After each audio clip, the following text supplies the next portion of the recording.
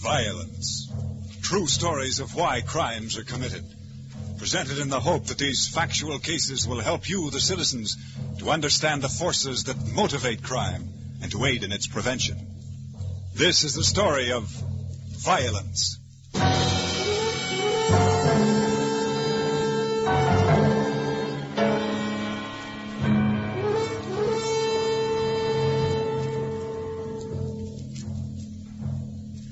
Practically every modern law enforcement agency today employs the services of a consultant whose job it is to discover the true motives behind the prisoner's act against society.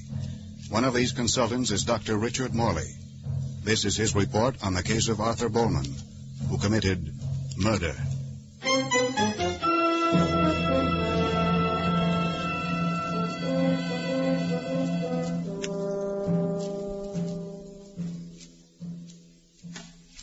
May 5th.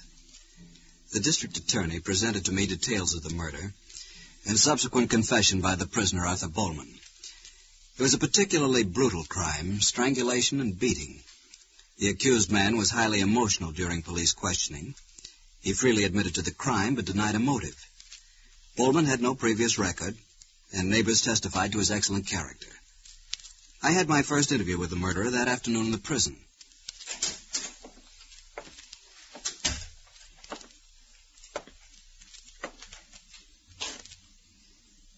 Hello, Mr. Bowman. I'm Dr. Morley. I've come here to help you find out why this happened. I don't know. I've told them. That's all right. Cigarette? No. You sure? It's all right if you want to. Thanks.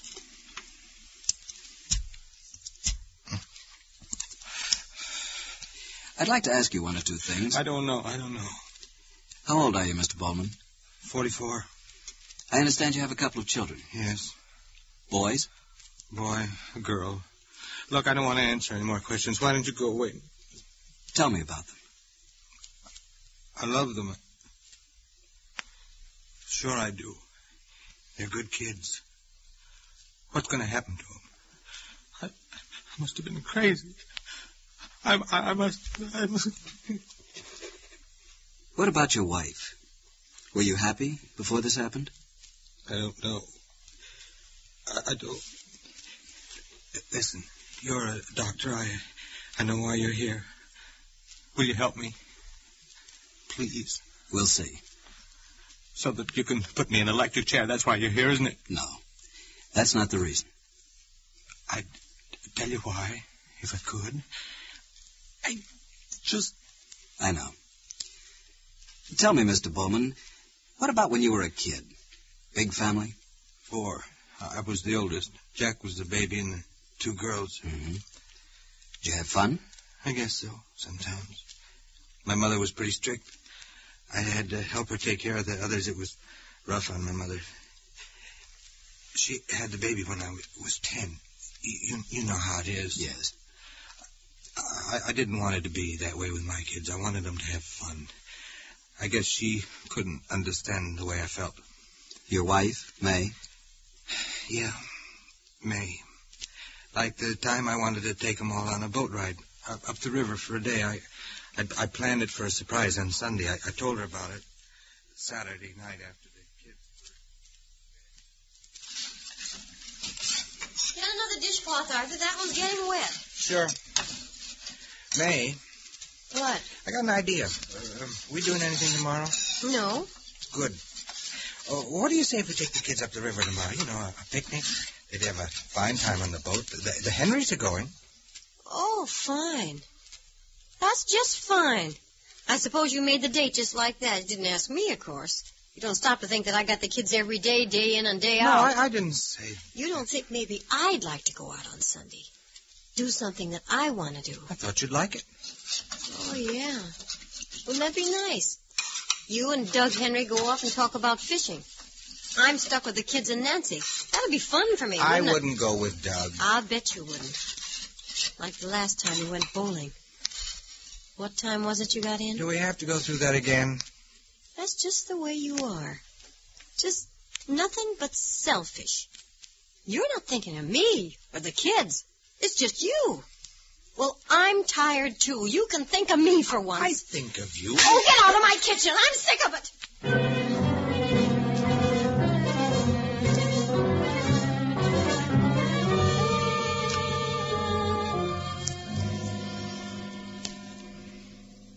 Did you go on the boat? Yeah, we went. Guess she wanted to show me what a great sacrifice she was making. What about this fellow, Henry? Doug, you said? A friend? Yeah, Doug's all right. We go bowling together every week. We used to. You said something about coming home late one night. Yeah. We got through bowling early, and Doug wanted a beer. I don't drink much. I guess I never liked it. But I said, okay, we could talk.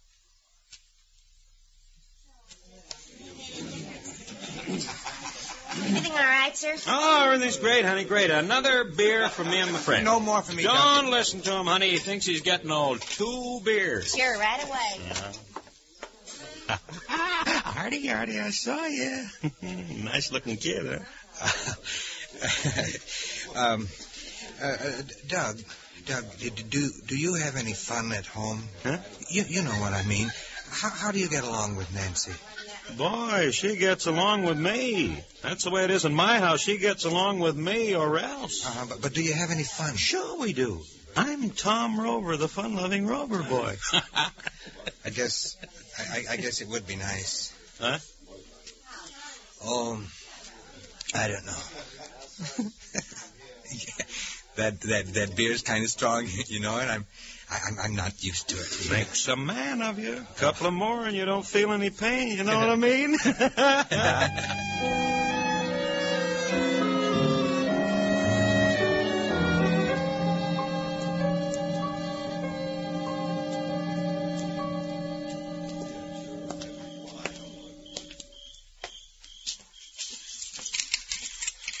Yeah, that's it.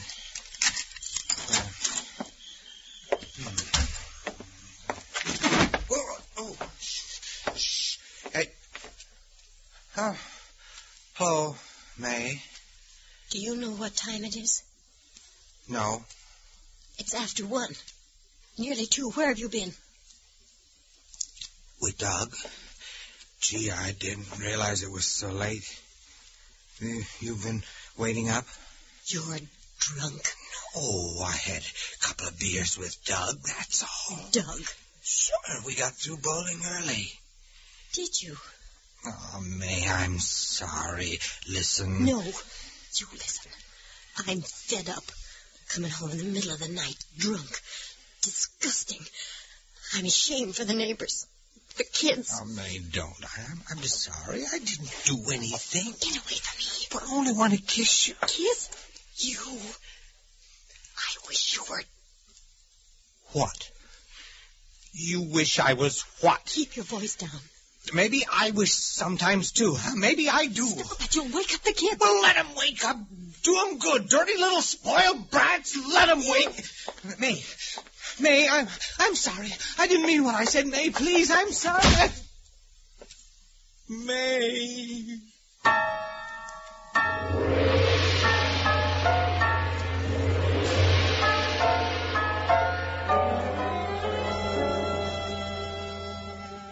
That was the conclusion of the first questioning of Arthur Bowman. There was no doubt that he was aware of the magnitude of his crime. He'd shown a marked hostility to his wife in his statements. There'd been no attempt to hide that, or his feeling of guilt concerning the night when he'd arrived home from his bowling party with Douglas Henry.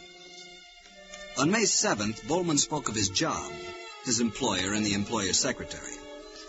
His position with the company was minor, and he felt a great frustration in that fact. Other younger men came into the business and were promoted. He was not. Here, Bowman returned to his feeling of remorse over his wife and children. He wanted to talk about the puppy, which was brought into the home 2 weeks before the murder. She brought it for the kids. They all made a big fuss about it. I never liked dogs much. One night I came home, I was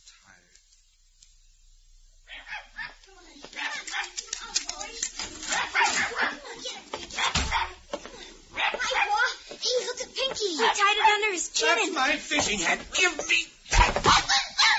He didn't do anything, Paul. Why did you hit him? He didn't do anything. anything. Come on, Pinky. It's all right. Come on. What's the matter? Oh. Hello, Arthur. Look what that dog did to my hat. Look.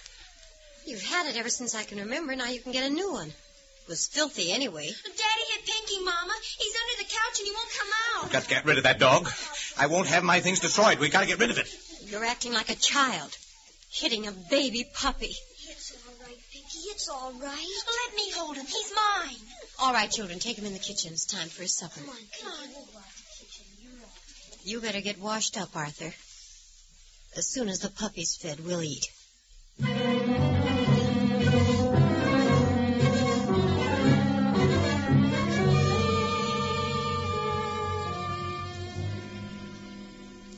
Do you know why you didn't like the dog, Mr. Bowman? Oh, I don't know. My mother had one when I was a kid. It was a big dog. I remember it bit me and I was scared of it, but she kept it anyway. Did you get rid of him? I mean, your children's puppy. Well, I wanted to, but they wouldn't let me. Always babying it. It made me sick. Then one morning I was on my way to work. I was a couple of minutes late. And Mr. Heston, he's my boss, like I told you. He's always giving me a funny look when I'm late. Well, the car was parked in the driveway. I hadn't put it away the night. Arthur! Yes? Have you seen Pinky? No. Well, you go down to the backyard. See if he's in the garage. I haven't got time. I'm late. Tell Terry to. All right, but look under the car, though, before you drive out. He might be there. Okay. Oh, I hope there isn't much traffic. I'm going to be late.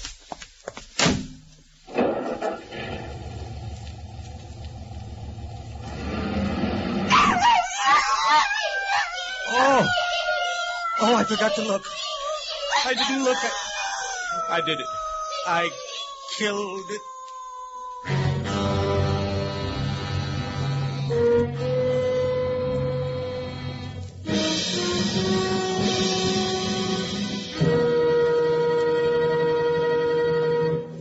Heart disease is one of America's first causes of disability and death.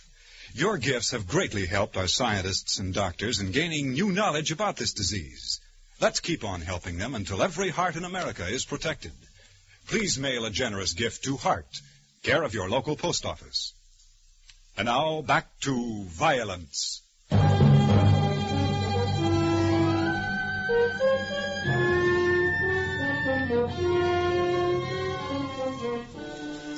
The motive behind Arthur Bowman's act of murder was becoming increasingly evident.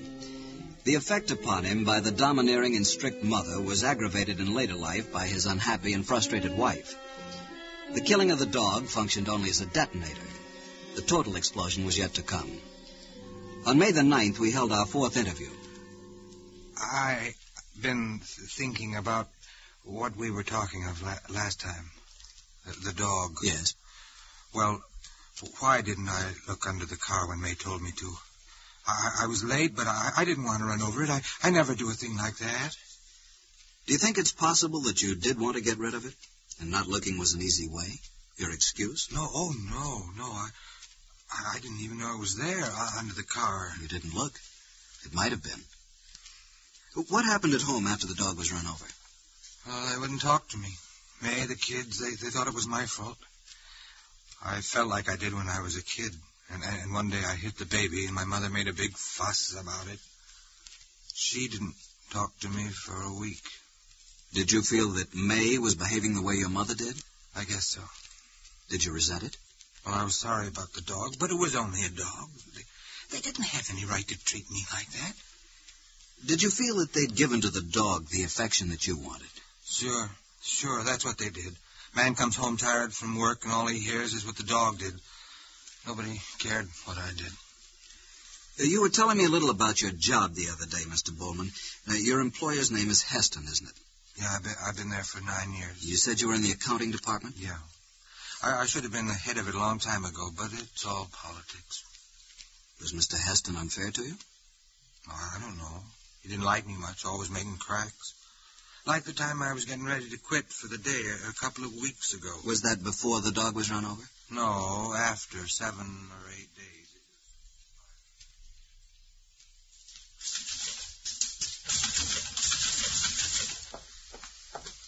through, Arthur? Just about. Boss wants to see you before you go. Oh? Take it easy, Arthur. I'll see you in the morning.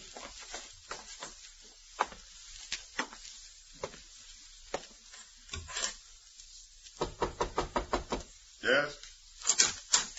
Oh. Hello, Arthur. Say, I wonder if you'd like to take on some extra work. Shouldn't take you more than a week or so. You can do it at home. Well, I don't know, Mr. Heston. Couldn't one of the other boys... Well, yes, they could.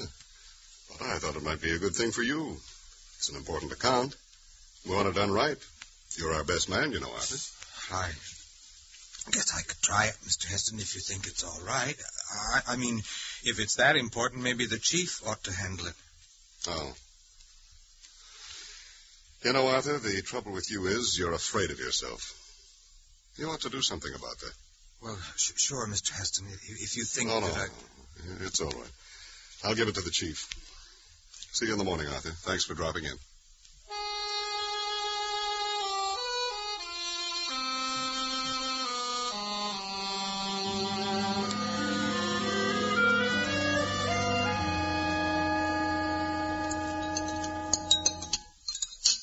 Can I have some more potatoes, Ma? Ellen, pass your brother the potatoes. He'll get fat if he eats too many, won't he? Oh, you shut up. Don't say shut up to your sister, Terry. May, Yes? boss wanted me to do some extra work this week. Oh? Know what I told him? I said, no, Mr. Heston. That's what I said. Can you imagine? Now he's trying to get me to do everybody else's job as well. Not good enough for promotion. Maybe it'd have been smart to take it. For what? I know Heston. He's waiting for me to make a mistake so he can ease me out. Well, I'm smart. I'm not making any mistakes. Oh, you're smart. All right. Get your hand out of the butter, Terry. Oh, yes, you're so smart. Everybody's wrong, and you're right. Don't stay on the right side of the boss. You tell him how smart you are. You know everything. You think I should have done it? All I know is you've had the same job for 9 years. 4 raises. I noticed Doug Henry's the head of his department at the store. You're siding with Heston, too, huh? Everything I do stinks. Everything anybody else Don't does. you use that language in front of the children. Shut up! Shut up! And that dog.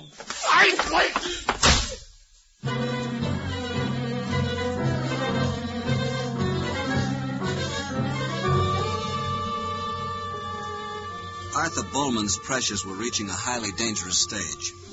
Had there been an outlet, a release from his frustrations and fears, had he been able to voice these thoughts, a murder might never have taken place. But the boiling point had been reached. Having killed once, it was only a question of time before he lost complete control of his hostile feelings. On the 10th of May, he began to tell me about the day which ended in death. I guess I didn't eat much for breakfast that morning. What were you thinking about when you left home to go to work? I don't know. Well, what was your attitude toward your wife, then? I mean, did you want to make up? No. No, I didn't. Had your children annoyed you that morning, or the night before? They were siding with her. It was like with the dog, only maybe worse. I had a lot of work to do that afternoon. Must have been about 5 when Mr. Heston came out of his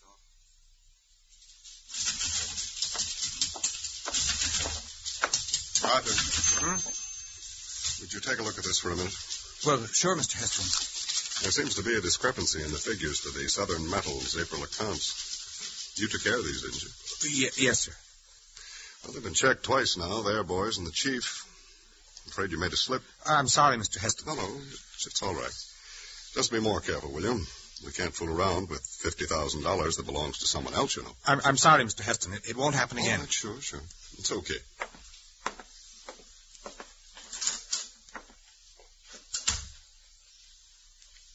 You all right, Arthur? Huh? Oh, sure. Don't let it get you. You're entitled to one mistake. Oh, yes. It reminds me, could you do me a favor? Oh, I guess so. My car's in the garage. Won't be ready until tomorrow. Would you drop me off on your way home? Unless you're... Oh, no, that's okay. Sure, be glad to. Thanks.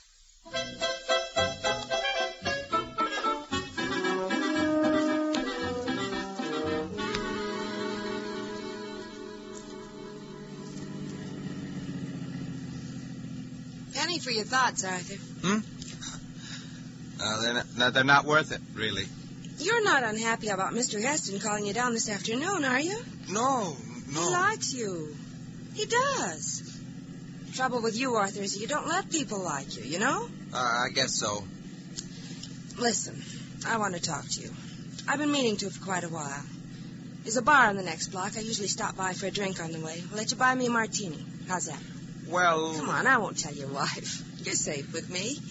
All right. I don't drink, though. Well, maybe a beer. Oh, I would have bet it was a beer. You can park in the back over there.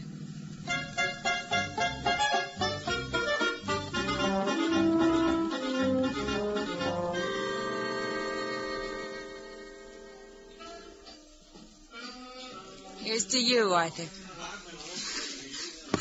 Don't you ever drink anything except beer? No, I don't drink much. I can see that. This is my second, and you're still nursing your first. I'm sorry. Oh, for heaven's sake. Stop being sorry. That's the first thing. Why are you always sorry? I don't know. I'll tell you something. You know what Mr. Heston thinks about you? No. Well, I'm going to tell you, and it's for your own good. Sure, I understand. He thinks you're wishy-washy. He thinks you've got what it takes, but you're wishy-washy.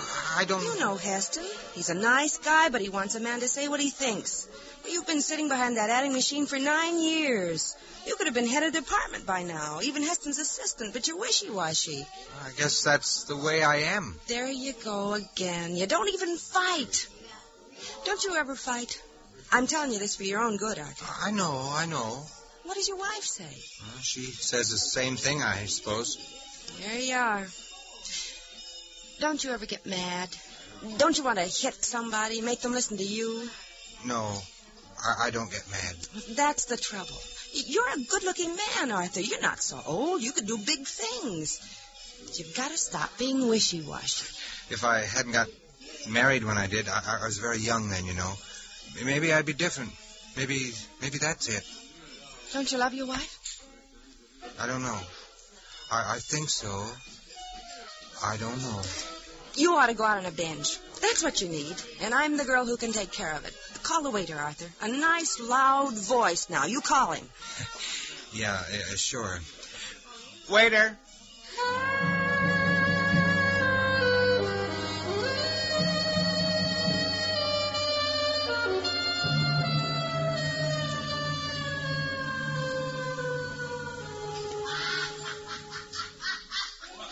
I'm 33, Arthur. Next month I'll be 34. You don't see me worrying, do you? No, you're all right, Ellen. Yeah. Listen, my drinking alone. What's the matter with you? That's still your first. I'll have another in a while. Now, like that puppy dog you were telling me about. You should have told him it's too bad. I did it. We'll get another. Forget it.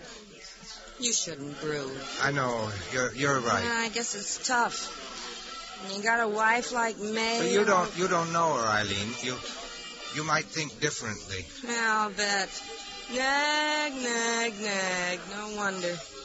I feel sorry for you. Oh, well, I guess we better be going, huh? What's the time? 11. Hey, we better. You're going to get it. Come on.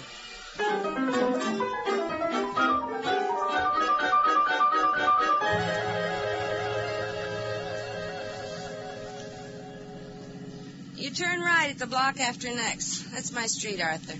Yes. You mad because of the way I talk tonight? No. It's for your own good. I hate to see you sitting in the office like you do, a nice-looking fellow like you. It's all right.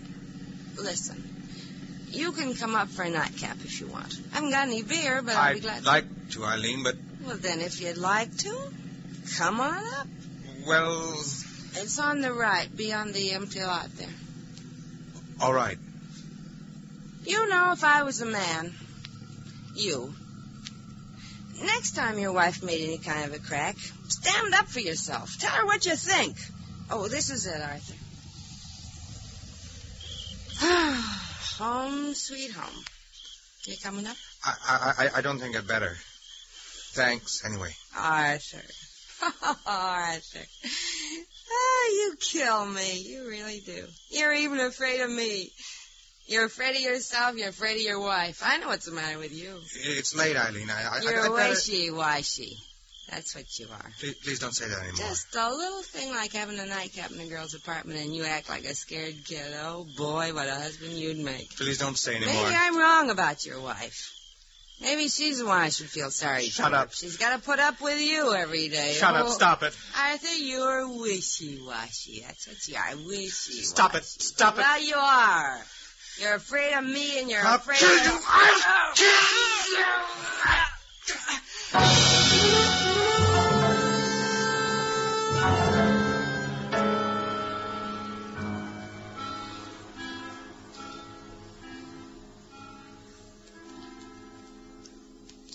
What did you do after that?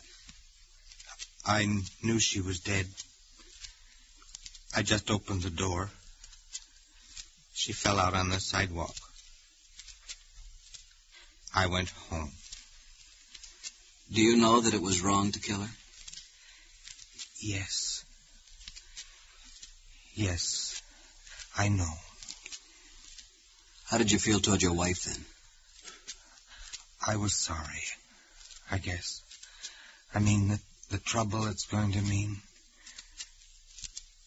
But why, Doctor? Why did I kill?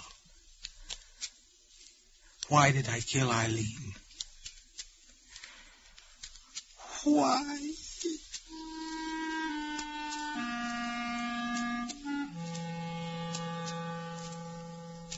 Why did Arthur Bowman kill a comparative stranger?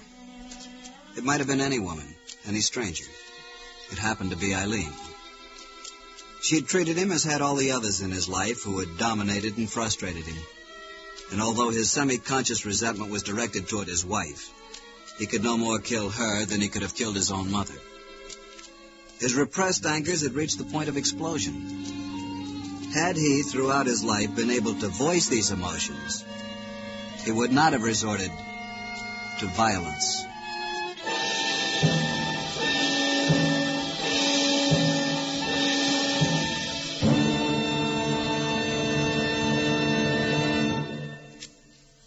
Arthur Bowman was brought to trial in August. More than 24 witnesses, including his employer, John Heston, appeared in his behalf. The defense based their case on the fact that the defendant was not conscious of the wrongful nature of the act at the time he committed the crime. In a moment, we will tell you the outcome of this case. Science is now undertaking one of the most intensive research programs in history as it battles the menace of cancer. To continue this vital research, we must all join the cancer crusade of the American Cancer Society. Strike back at cancer. Give generously to your unit of the American Cancer Society. Now for the outcome of the trial of Arthur Bowman. The attempt on the part of the defense to prove Bowman legally insane was unsuccessful, and the jury found him guilty. He was convicted of murder.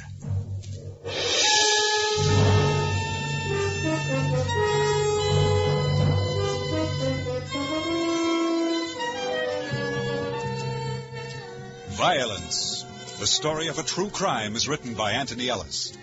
Harry Bartell is Dr. Richard Morley. Supporting Mr. Bartell were Ted Osborne as Arthur Bowman, Jeanette Nolan as May, and Virginia Gregg as Eileen. Featured in the cast were Lou Merrill, Bill Boucher, Richard Beals, Janine Ann Roos, and John Stevenson and David Light. Violence is directed by Norman MacDonald. The special music is composed and conducted by Marlon Skiles. Clarence Cassell speaking. This is the CBS Radio Network.